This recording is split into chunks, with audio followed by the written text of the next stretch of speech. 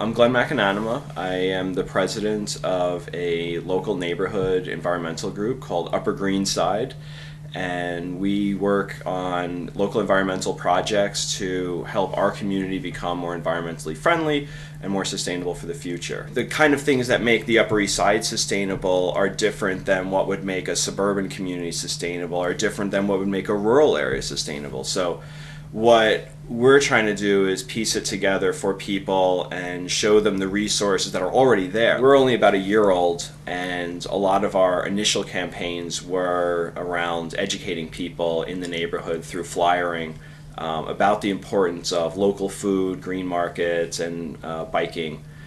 And since then, we've started to build up resources on our website, uppergreenside.org, where people can learn about green restaurants in their neighborhood, where the thrift shops are, where the places that you can buy compact fluorescent light bulbs. I think one of the challenges is that everyone is so busy with so many different things in their life, and it's really hard to actually make a commitment to show up in a given place at a given time every month. There's a lot of apathy in general, like, well, okay, it's great to talk, but what are we really going to do?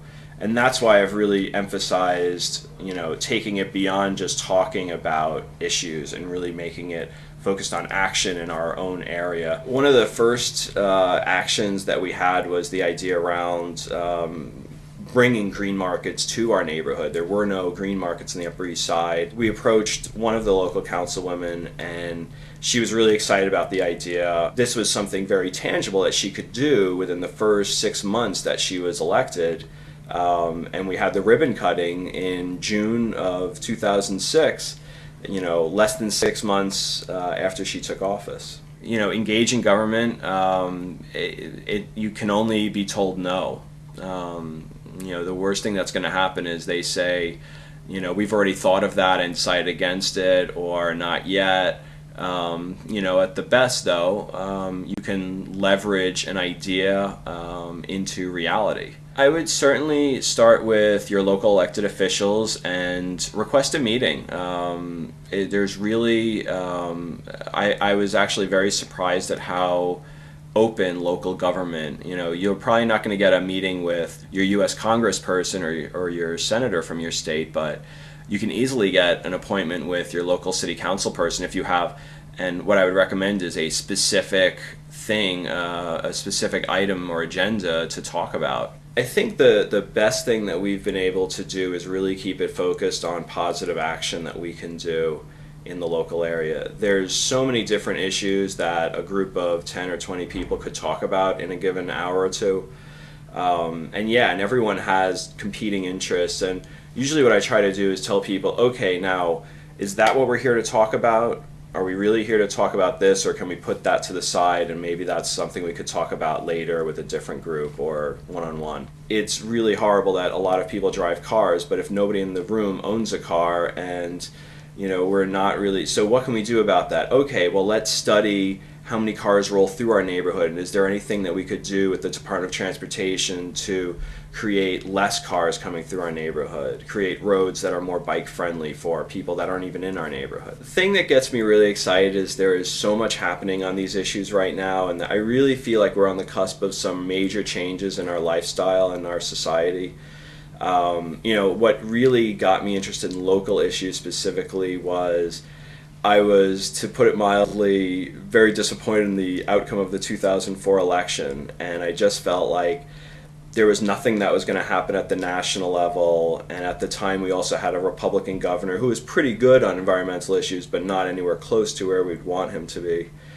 And I just felt like, well, what can I do? Like, take it from the block level or the neighborhood level and say, like, me as an individual, what can I do in my own community? It is very optimistic to start thinking at even a smaller scale, because you get to push away some of the larger issues that you don't really have control over.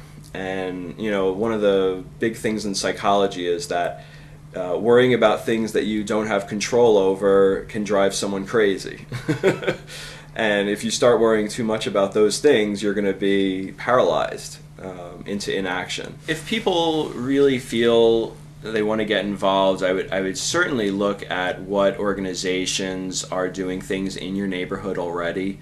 Like Transportation Alternatives is a great organization that I learned a lot from before I even founded my organization. At the same time, after you've gotten involved in different neighborhood groups, you may feel that it doesn't necessarily have the same vision that you have, and if you find a collection of individuals that would get behind some of your ideas and you could get behind their ideas, I really encourage people, strike out on your own. There's a lot of people, and the more organizations that are working on this, I don't think anyone really feels like they're competing with anyone else. Another thing that I would recommend to people is, start with yourself. Take a look at everything that you're doing in your life and think about how it might be a little bit better from an environmental perspective. Just this morning, I plugged I wanted to figure out how much my coffee machine was costing me in terms of my energy.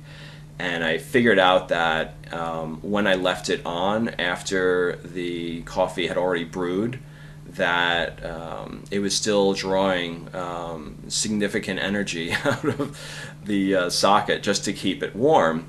And I came up with the idea today of, putting it into a thermos so that it would still be there for me after I took my shower and after I walked the dog. So, when I calculated what that would save me over the course of a year, it was like, something like 18 kilowatts, just today saved, over the next year, maybe another 20 pounds of carbon dioxide.